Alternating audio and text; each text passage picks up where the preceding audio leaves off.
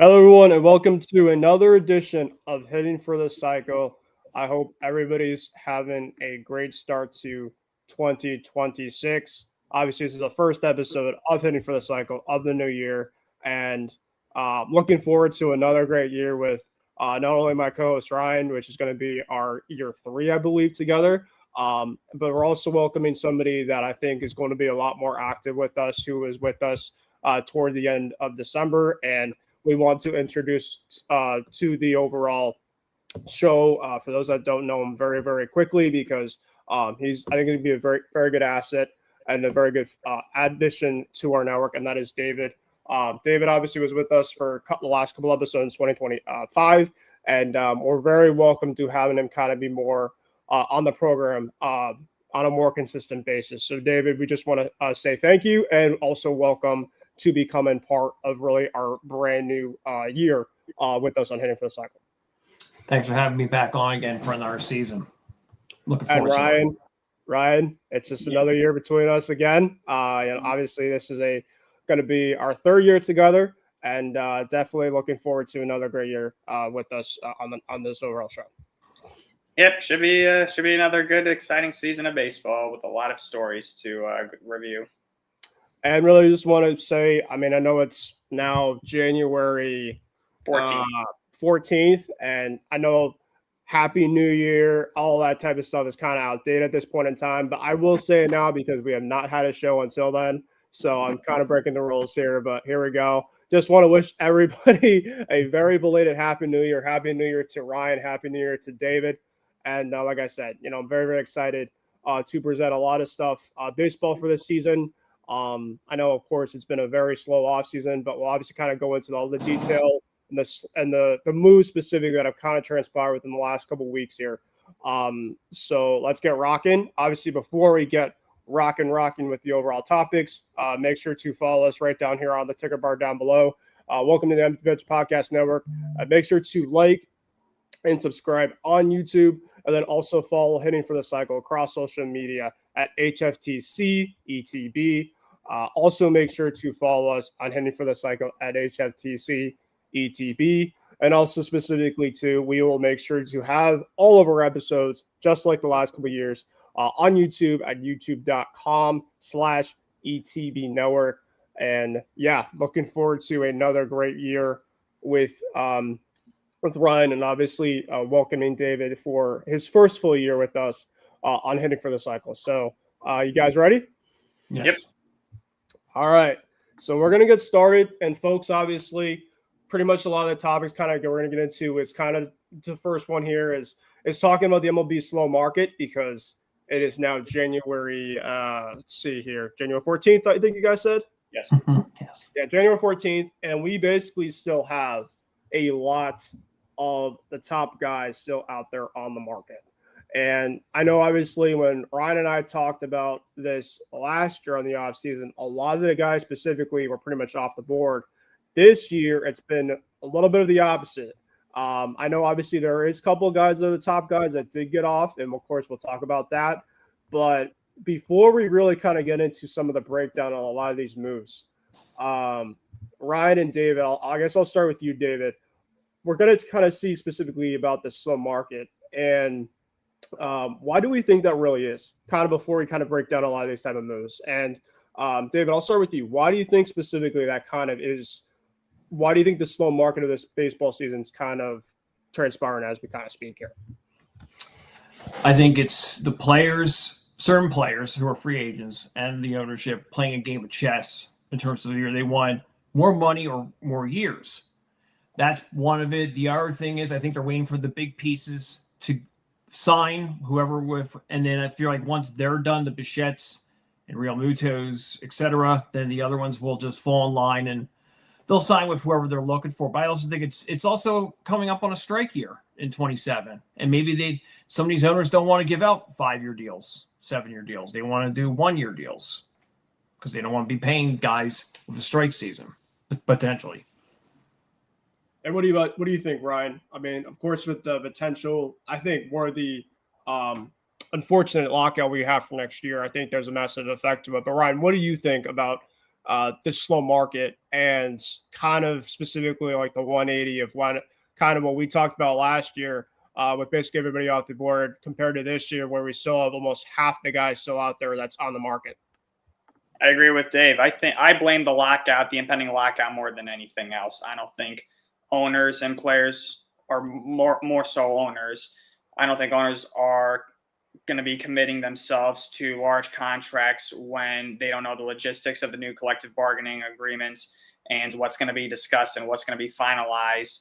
Obviously, this is the final year of the current CBA. It expires on December 1st. So in all likelihood, I'm pretty certain there's going to be a lockout. I don't think it's avoidable at this point. Both sides, I think, are bracing themselves for it. How long the lockout goes on for is anybody's guess. I think it's going to take a good chunk out of next season, if I had to be honest with you. I think that we're only going to get I hope we get a good amount of baseball next year, obviously, but I just don't see a full season being played next year. Hopefully, we can still play around 130, 140 games around next year, but I think it's just because of that and just the uncertainty of what's going to happen and what's going to be finalized next year. I just think that owners aren't willing to go above and beyond or at least meet these free agent demands. I think there's just too much uncertainty that they're uncomfortable with.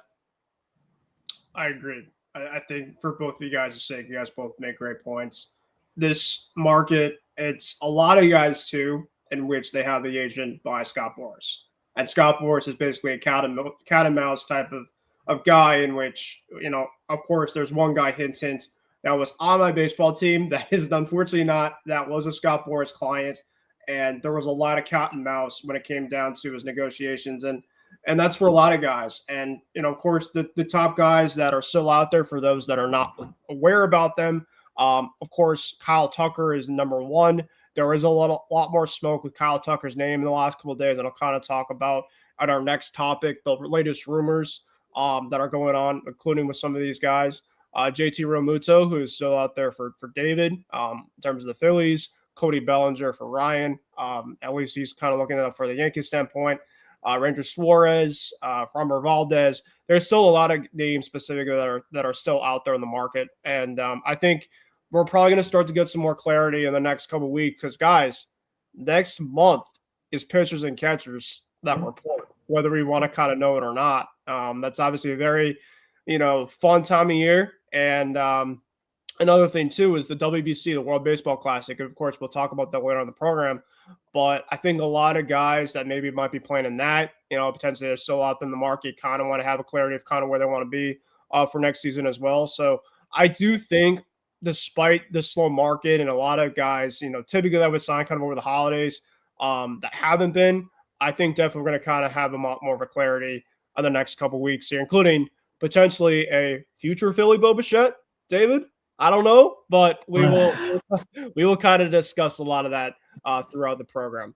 But that's kind of how the first topic is transpiring for our show. The next one is going to be now the latest rumors and the latest trades that have transpired.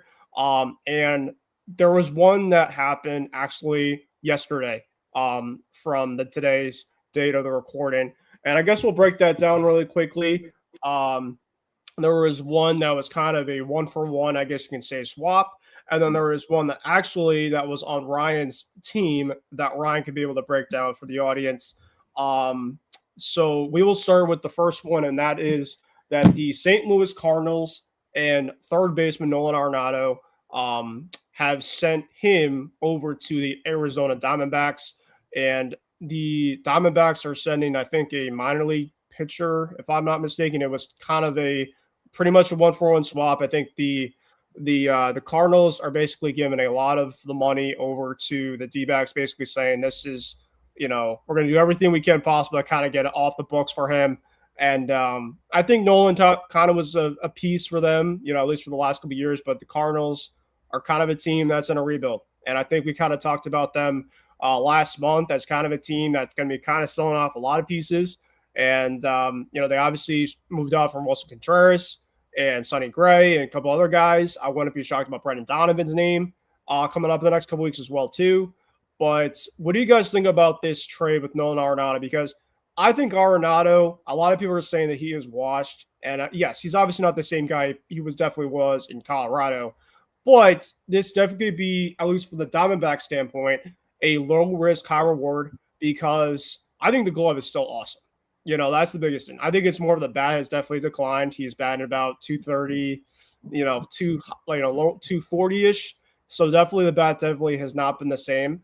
I know obviously the Red Sox and Arenado's name definitely been connected the last couple of years. I think a lot of Red Sox fans are putting a sigh of relief because I think a lot of people didn't want him, but it's what it is. So I will first go to Ryan on this. What do you think about this trade with Arenado to the D-backs that happened yesterday? I kind of look at it as a low risk, high reward opportunity for the Diamondbacks. I mean, the Diamondbacks, last year, obviously, missed the playoffs. They've missed the playoffs the past 2 years ever since they made it to the World Series in 2023. They've been largely in the shadow of the Dodgers and the Padres in the NL West. But this could be something for the Diamondbacks. This could be a player for the Diamondbacks to, get them back, into respectability and maybe get them on the run for the playoffs. Arenado, he's still a big name. I mean, like you mentioned, he's not the same player he was in his prime, obviously, but he still can play very good defense, and he's got additional pop, somewhat. And I think he can maybe squeeze a little bit more baseball out of himself in Arizona. I mean, he's got 2 more years left on his contract this year and next year. And plus, I mean, the Cardinals are paying most of it. The Diamondbacks are only paying $5 million for him this year and $6 million for him next year. So, I mean, the Diamondbacks aren't really giving up a whole lot for him. So, I don't really think that this is bad at all for the Diamondbacks. And for the Cardinals, they're just going through a very long rebuild. It's going to be a while for that organization to get back on track. So, I think this could help the Diamondbacks. Why not? We'll see what happens with them. Yeah, I agree. And David, what do you think? What do you think about this Arenado trade? Ryan nailed it right off the bat there. Cardinals are in full rebuild. I mean, you could just see the roster being shredded.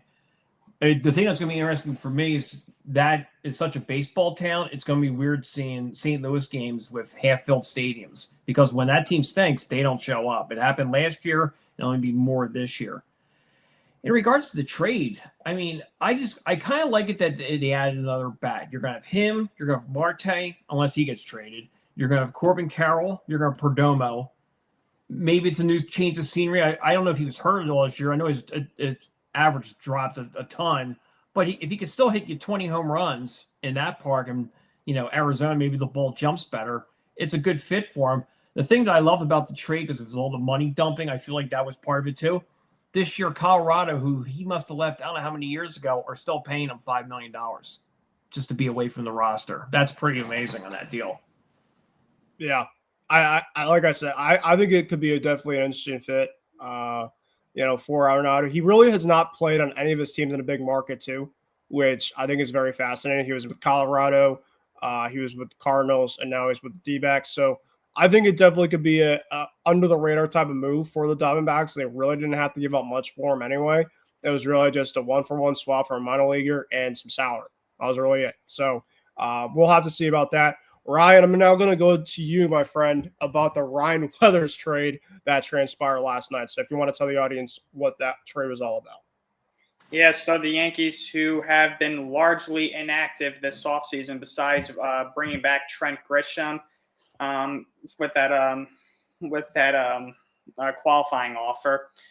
They finally did something. It only took them until January 13th for the New York Yankees to actually do something in the offseason. It never would have happened if George Steinbrenner was still the principal owner. But the Yankees have acquired southpaw Ryan Weathers from the Miami Marlins in exchange for 4 prospects, 2 outfielders and 2 infielders. None of them, I think, were really ranked highly in the Yankee farm system. But Weathers is the son of David Weathers, who was a member of the 1996 World Champion New York Yankee team. So the Yankees are passing on that lineage a little bit here.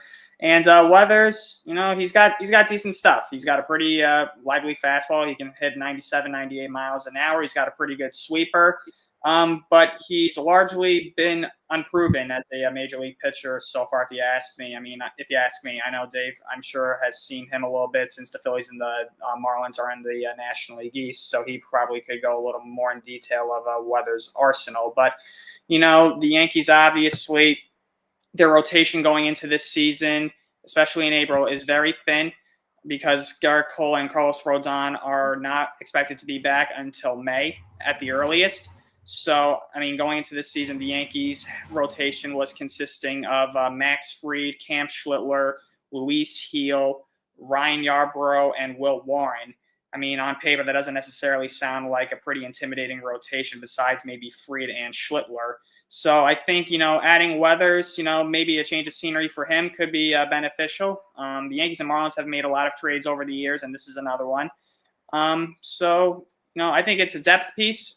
And I think it's honestly a decent move for the Yankees because, Luis Heel has had a ton of injury problems over the years, and he's wild. Well, Warren, was pretty inconsistent, has been inconsistent ever since coming to the big leagues. So, you don't know what you're going to get out of him. So I definitely think that Weathers might provide a little more stability and a little more reliability compared to Will Warren and Luis Heel in that rotation. So I would say it's a B move from the Yankees. Okay, and David, obviously, like Ryan was mentioning, this was a guy that you guys were probably very familiar with the National League. What do you think about this move? Well, I mean, it's the Marlins. They just dump assets no matter what. I mean, they probably are looking at, like you said, they got a haul for, if you want to call it a haul. I got two guys for mid-level prospects, the Yankees that went there. I don't know Marlins strategy. I guess it's just they're almost like the Pirates and the Rockies and these other teams who just, like you said, they just get rid of guys. I don't know what the Marlins strategy is no matter what they do. I think it sounded like Weathers was going to be in the back end of the Yankees rotation, like a 4 or 5. So they probably were just like, look, maybe the Yankees and like, look, we want these guys. Okay, fine, you can have him. So I don't know what the whole strategy is for the Marlins in general because they're just the Miami Marlins. Like you said, they haven't been the same since Jeter and the rest of that ownership left town. They just haven't been. They're not that good of an organization as far as I'm concerned. And when I was talking about the Yankees and Marlins are very good when it comes to trade partners, there was specifically a name in which there was a specific pitcher that was also out there that I think they were very connected with that they did not get. So they basically had to do a pivot move, and that was that the Yankees were reportedly in on Edward Cabrera. Now, Ryan and I have basically talked about this overall name off the air, so of course he'll have a little bit to say about that. But Edward Cabrera did find a new home, and that was not with the Yankees. That was with the Chicago Cubs. I actually love this move for the Cubs. I do think that the Cubs, and I'll talk about the Cubs a little bit after because they made another move that, for me, it's not the best. But the Cubs have definitely been more active than they have been as usual, and I like this move a lot for them. I think you can kind of put him in with a guy like Justin Steele, Shota Imanaga, and the Cubs definitely are building something for sure. And give a lot of credit to Jed Hoyer. He definitely has not been a GM in the past that has spent a lot of money, but he spent a lot of money for one of the top guys on the market, and he made a big-time trade for this guy. So, Ryan, I'll go to you first because I think, at least for your team, you got a little bit that we kind of talked off the air about this overall type of pitcher. But in terms of your overall sake for the Cubs standpoint, how do you feel about this as an overall pitcher that the Cubs are going to get? Well, I mean, Cabrera, he's got nasty stuff. I don't think there's any doubt about that. He's got good stuff. And I think for the Cubs, one of the problems with them last season was their pitching. I don't think they had enough depth in that rotation. And, obviously, with the Brewers still a threat in that division and the Cubs obviously wanting to overtake them, I think it definitely, to a certain extent, to a certain point, upgrades that rotation, bringing in a guy like Edward Cabrera. Now, there are risks to bringing him in. At Cabrera, as despite his stuff, he has had a ton of injuries over the course of his career. And I looked at his career stats, and honestly, I mean, 2025 was by far and away his best season so far in the major leagues. You look at the rest of his seasons, for the most part, I mean, he's only made about 20 to 25 starts a year when he's been in a full season. I mean, and his ERAs have been a little inflated, and were inflated in 23 and 24. He had a 4.24 ERA in 23 and a 4.95 ERA in 24. Now, he's pitching in Wrigley Field, and obviously the wind is a major factor there, so maybe his numbers improve pitching in that stadium. But, we'll see what happens. It's a gamble for the Cubs, if you ask me, bringing in a guy like Cabrera. But, I think it's a risk that's worth taking, if you ask me, with the Cubs. Yeah, and what do you think, David? What do you think about this Cubs trade for Cabrera? Well, I like it off the bat for the Cubs because he's a healthy arm. He's an arm that can help him out, and also they have him for three, including this year. They have 3 more years before arbitration, so it's not a rental. That is a good, part of the deal for the Cubs. And like what, what Ryan said, now they're competing with Milwaukee, and actually because Milwaukee still got their issues with pitching, but now the Cubs, I feel like, are now the head of the class in the NL Central.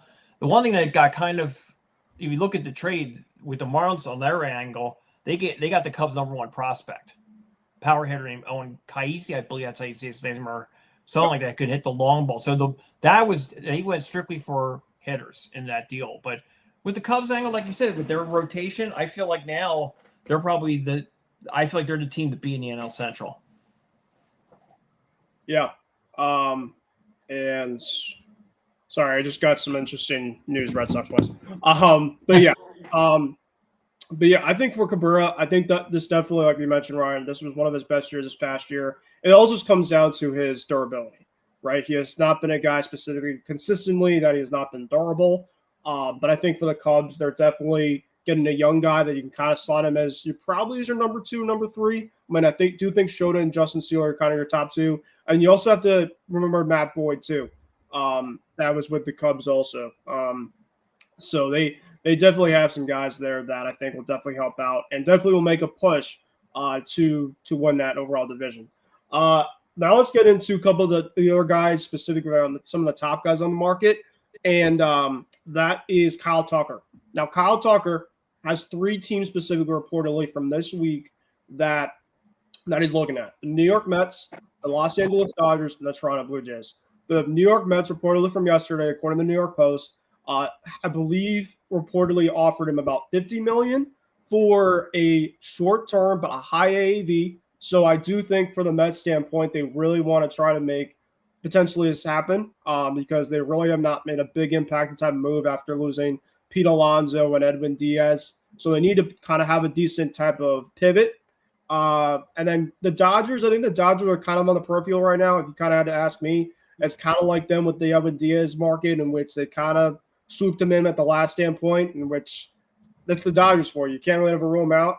And I think with the Blue Jays are kind of in that little bit of a bind right now because it's all about, do they want to try to bring Bo back? If they don't bring Bo back, do they want to go out for Tucker? So I do believe that Tucker's getting signed this week, folks. I don't have any insight about it, but I do think, he had a wedding anniversary apparently yesterday. He has his birthday apparently there on this week. And Will Salmon, who's one of the most trusted Mets reporters on the beat, put out an article yesterday regarding this overall offer, saying that Tucker could be making his decision by later this week or maybe within the next couple weeks. So I want to ask you guys, with basically everything that I basically kind of sent to you guys on Tucker, what team specifically do you feel like is kind of the front-running type of team for him? And I will start with David first. Toronto. Okay. And the reason why is simply put, they're going to lose Bo Bichette. I do not think they're going to. Even if the Phillies don't grow, I think he's going to go. The Toronto just has their set on certain things. It'll be Boston, it'll be Philadelphia, whatever else. Tucker is power hitter they need. He's a left-handed bat they need. They can hit the ball out to right field. He fits. I think he actually fits their lineup really, really good. The Dodgers, I think, will be 2. I think that if they do that, then they're going to have to trade Teoscar Hernandez. That it's all that moving pieces. So that would be there. With the Mets, so like I said, he plays right field, and I'm like, then you have to move Juan Soto, I guess, to left? You're right. That's another thing, like all these juggling pieces with him. So yeah.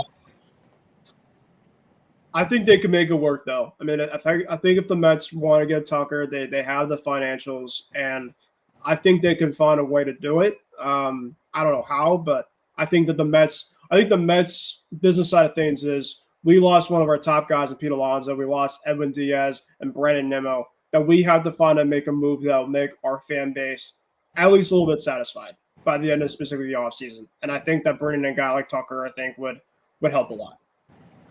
Yeah, I understand that point, like that angle of it. I guess for me, it's just like, I guess that's why I said I was just trying to figure out where he would fit in, because he always played right field in Houston. He played right field with the Cubs.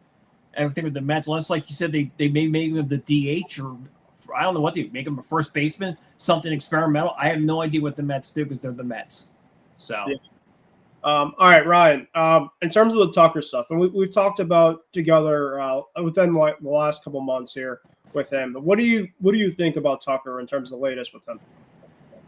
I do agree with you that I think his signing is imminent. I think it's going to happen within the course of a couple of days, maybe tomorrow or Friday. I think it's going to happen relatively soon.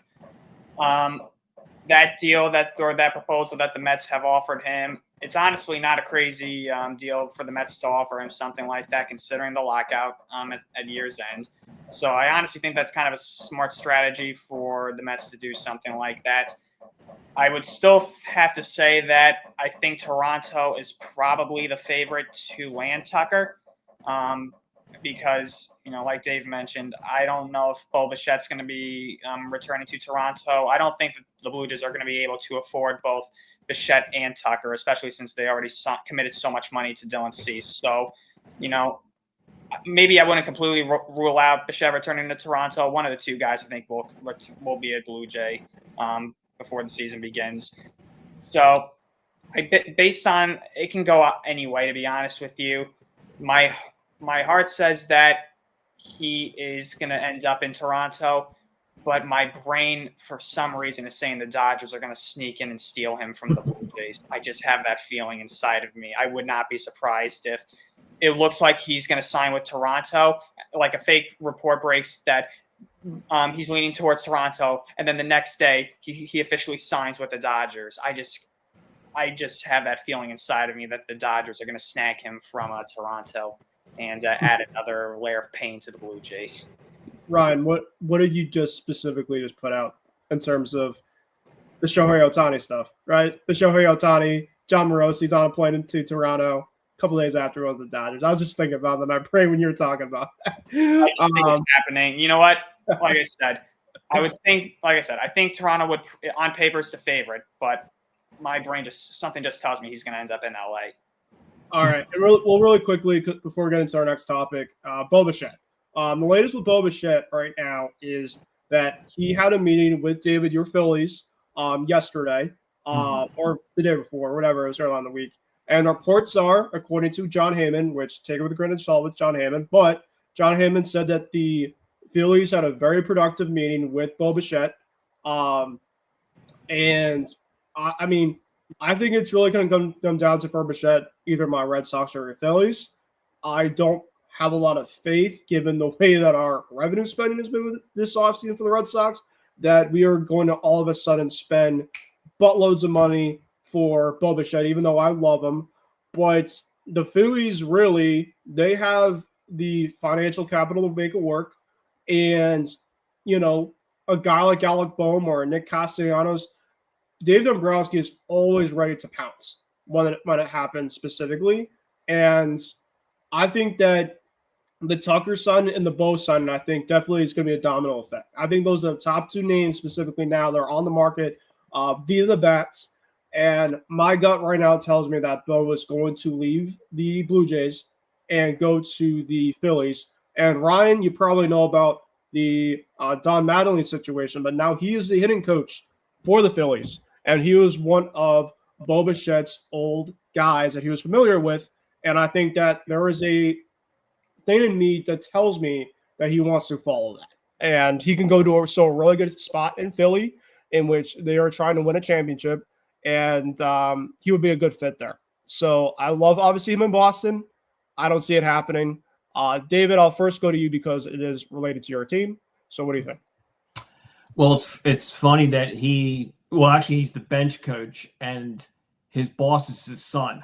That, to me, I find very funny. Bench coach, sorry. Yes, thank you. Yeah. But it is interesting. His son's is his boss. But again, this is the domino effect. Again, like I said, that's what cost the Phillies the last 2 years in the playoffs was lack of hitting, timely hitting, poor hitting, cold hitting. He fits in good.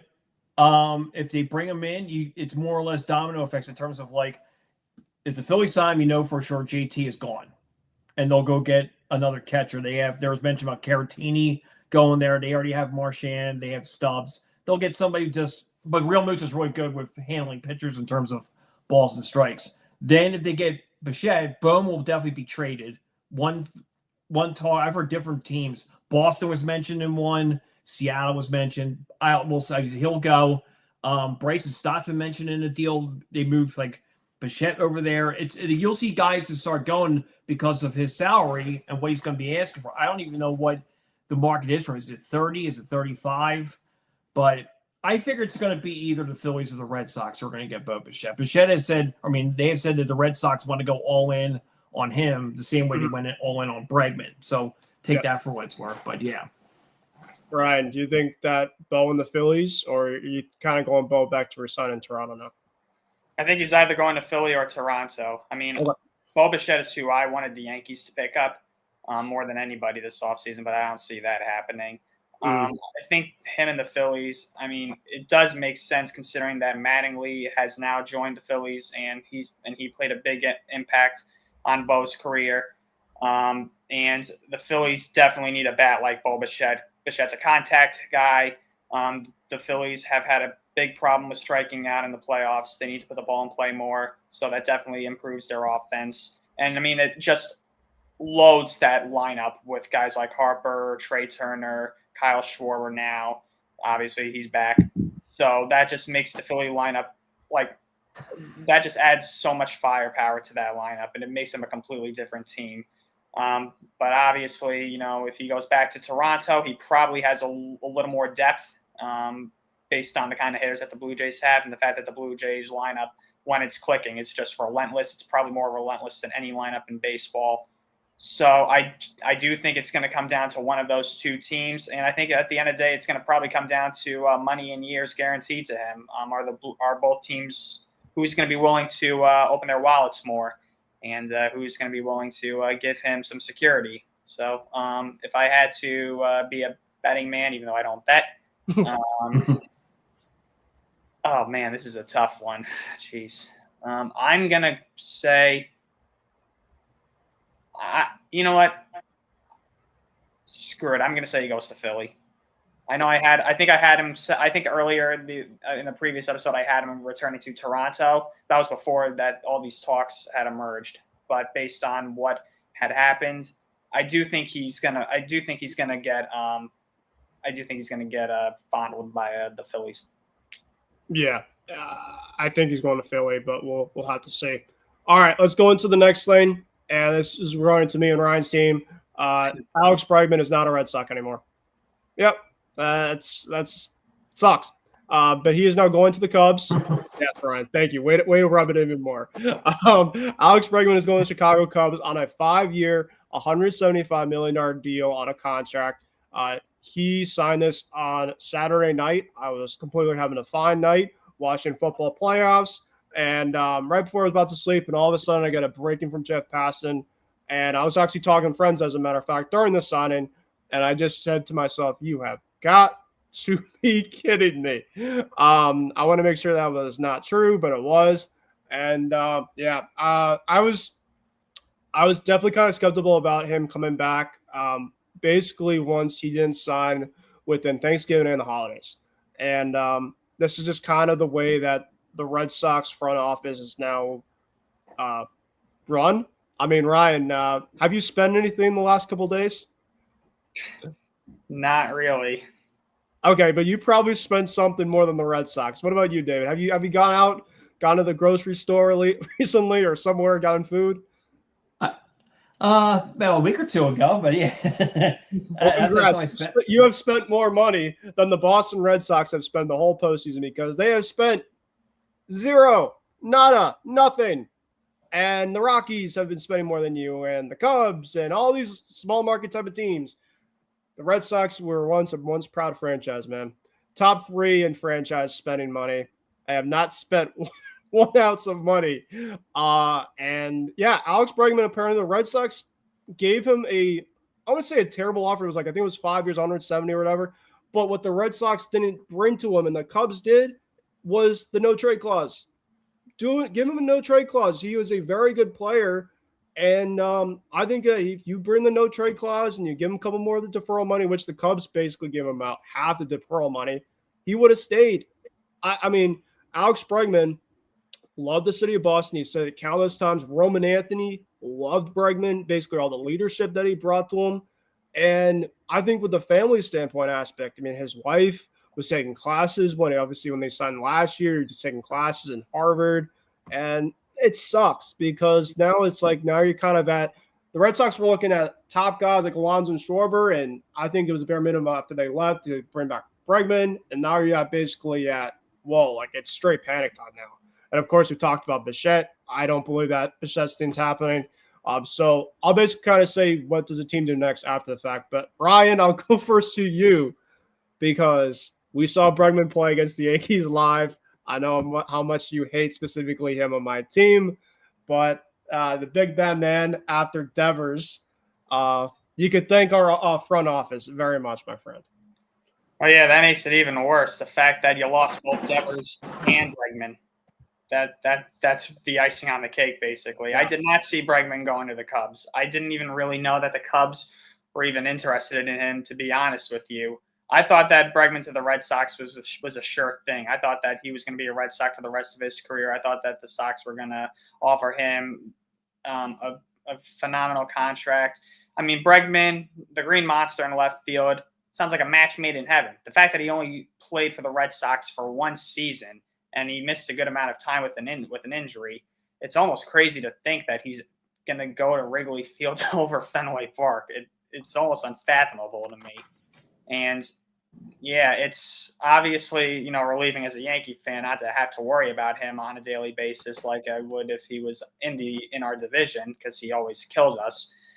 But it's definitely a punch to the gut if you're a Red Sox fan, and it's wild. And I mean, you signed Devers to that humongous contract, and he only lasts for like 2 seasons of it, and then he make that trade for Bregman, and it rubs Devers the wrong way, and he becomes a pain for Red Sox ownership, and the Red Sox owners trade him to San Francisco, and now they're going to try and build the team around Alex Bregman supposedly, and Bregman now bolts for Chicago. So The Red Sox really, at this point, it's partially is their own doing, but they can't catch a break really at this point when it comes to off-season moves.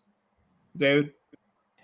Well, I think that was part of the reason Bregman, did what he did. He remembers the thing with Devers with the contract he signed. He didn't get a no trade, and probably saw that and almost like, well, if you get rid of him, what makes you say you won't get rid of me? So he probably just and the thing is on top of all this is the Red Sox offer was not the best offer. It was the Cubs, and then he probably saw what it was. He got 10, 15 million more.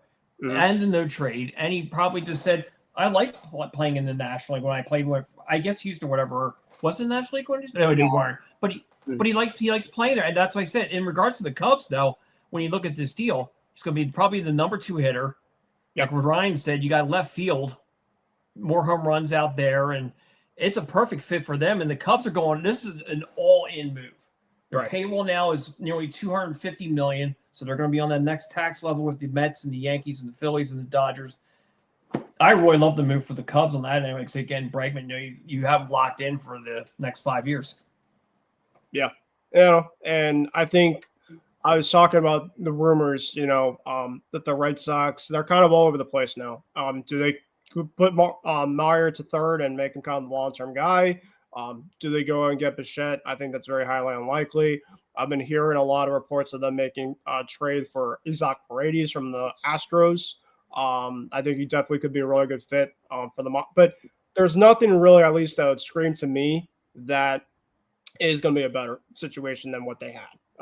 So it's what it is. But I've been kind of used to it the last couple of years ever since Mookie. So it's kind of going from there. One thing I'll just say real quick too about the Red Sox, it's interesting. Their pitching is a veteran movement with all the guys that got the Sonny Grays of the world, but yet their hitting is a youth movement with Anthony and Meyer and the rest of their lineup. It's interesting how they're going.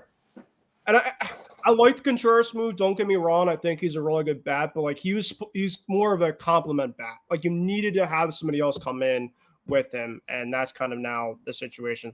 All right, we are running a little bit out of time, really quick, so I don't kind of want to hurry up the process a little bit. Ryan, the latest with Cody Bellinger. Are you kind of feeling like that the Yankees are going to budge to bring him back at this point in time, or do you feel like that he is going somewhere else? Because reports out that he wants almost a 6 to 7 year type of deal. The Yankees, I think, are about in the 5-year type of range. So what do you think at this point in time with Bellinger?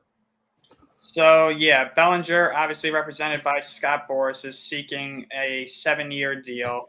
And yeah, that's a little ridiculous if you ask me too. And the Yankees, I also think, are finding that kind of ridiculous as well. The Yankees have a counteroffer on the table to Bellinger. They offered him a 5-year deal between 31 and 32 million a year, so 155 million to 160 million, and it has no deferrals. And the club has been open to including opt-outs in this deal. So I think that's more than fair to Cody Bellinger, if you ask me. And honestly, I don't know how many teams are going to give in to Bellinger's wishes of a 7-year deal. I mean, Bellinger, I think at the end of the day, I do think he's going to come back to the Yankees. I do think he's going to take this deal. I just don't see many other teams, or any teams rather, giving him exactly what he and Boras are asking for. And I think this is about as good as it's going to get for him. The fact that, the deal, it's a reasonable deal if you ask me. It includes opt-outs. So if he's not happy, he can, we use one of those opt-outs and he can look elsewhere and down the road. So I do think eventually, I don't know how many days or weeks, but I think the longer he waits, the harder it's going to get for him to find a good offer. And I think he eventually is going to just contact the Yankees and say, hey, I accept this deal. So I do think that this is a reasonable move from the Yankees, a reasonable offer that the Yankees have presented to him. So I think Bellinger eventually is going to just have to take this. And I think this is about as close as he's going to get to what he wants. Yep. I think he's going back to the Yankees. If you had asked me, I think they're going to find a way to find a common ground at that as well. All right, our last topic before we're out of here is Kauffman Stadium are putting their walls in. And this is not only one of the parks that has happened to it. Camden Yards did it a couple years ago. But the latest that I'm seeing, and there's a picture actually that I wanted to actually kind of show for the people here. I don't know if you can see it very well. But this is kind of the latest of how they're going to put the walls in. Some of the extra details are that the work has already been begun for the project to be completed by the home opener. So by March 31st, this project for the Kauffman Stadium will be completed. They will add about 230 new seats. The gaps in left field and right field will come in from 387 to 379. I will start with David first. I don't know how much you really kind of saw this news, but this was reiterated by Jeff Passan yesterday. And what do you think? I mean, this is kind of just a project, whatever type of thing. Maybe Bobby Witt Jr. has a MVP type of year, like he typically has every year. But yeah, what do you think? Well, they're looking for home runs. I mean, just in general, I mean, that's what ownership wants. They want the home run ball. And you look at their lineup, they got some guys who got some pop. Besides Witt, you got Salvador Perez, Vinny Pasquantino, and their I guess their top prospect, that Jacques Cangiolini, the guy from Florida. So you're looking for guys who hit home run balls. There's like 3 or 4 guys right there can hit 25 or more, depending. Well, maybe not Perez, but the other ones can definitely do it. So I just think it's just something where they want to see the home runs, and the Royals probably want to up their offense, and that's the perfect way to do it. What about you, Ryan? I can understand why they did it. The Royals have really lacked home run power, like Dave mentioned. So this is a way for them to, I think, get a little more pop in that lineup. I mean, it kind of sounds like a cheap way of getting more home runs on paper, but the Royals, they just don't have a lot of power hitters in that lineup. And, that's one thing that they definitely need. So I think they were dead last in home runs in the American League last year. I don't even know if they had 100 home runs as a team last year. So, yep, I can understand why they did it. I don't really care, quite honestly, about it. But, it is what it is. Yep, that's really kind of it. There really isn't much anything else. I mean, even if you're a fan of the team, it's kind of like, all right, they're doing it. But it's interesting that a lot of teams are kind of starting to make that as a trend.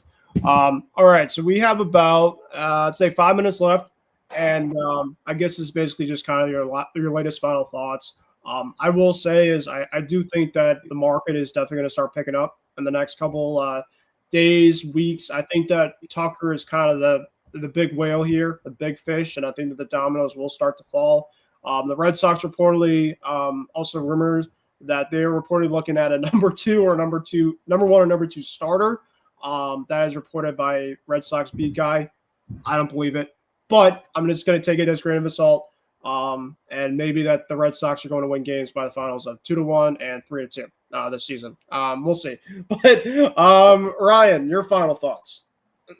My final thoughts is that the 2026 Yankees are going to be a lot like the 2025 Yankees. Their lineup is very, very left-handed dominant. At Yankee Stadium, they should have more lefties than righties, but I just think they have too many lefties in that lineup. And plus, I just think that a lot of hitters in that lineup are just not really great hitters. I mean, yes, they have power, but they still strike out a lot. They are going to strand a lot of base runners. The defense still worries me. It's still pretty hideous to watch. They make stupid decisions on the bases from time to time. And, I think there's a chance this year that, they could obviously make a run for a wild card spot, but I think that is about as high as it can get for them. I think the Blue Jays are still far and away the better team. And even though you guys lost Bregman, I still think you guys will be a threat this year. Orioles are a bigger threat now with the addition of Pete Alonso. So we'll see what the Yankees are made of, but I'm not really getting my hopes up for this season. David, your final thoughts. One thing I'll be curious to watch before spring training and during spring training is, do the Detroit Tigers trade Skubal? And the reason why I say that is the arbitration situation.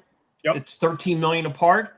Mm-hmm. I would figure if I'm the Tigers, you sign him a 1-year deal for whatever they say. So say he gets $30 million, and then immediately I would tell Scott Boras, I'd be like, we're going to be flipping your guy. We want to get prospects, whatever else. I could see him maybe be going to the LA Dodgers in a deal, believe it or not. I hope that is not the case. But Skubal, we didn't really get much into Skubal this week. Probably get a little more into him next week. But yeah, there was some arbitration, and the Tigers are not making business well with their top ace. But that'll do it, guys. Thank you guys for watching the first episode of Hitting for the Cycle on 2026. Like I said, to start the show, that we're looking forward to a really good year with everybody here, including David, our new co-host here. Ryan, of course, looking forward to another great year between us. And just another slow off season that we're kind of just figuring out. But I think maybe next week, in the next couple of weeks, we're going to start to have some of the top guys heading out. And really quickly, folks, make sure to follow us on all of our socials, as I mentioned, to start the program. Thank you guys for watching. David, Ryan, we'll catch you all next week and talk to you guys later. Thank you guys for watching.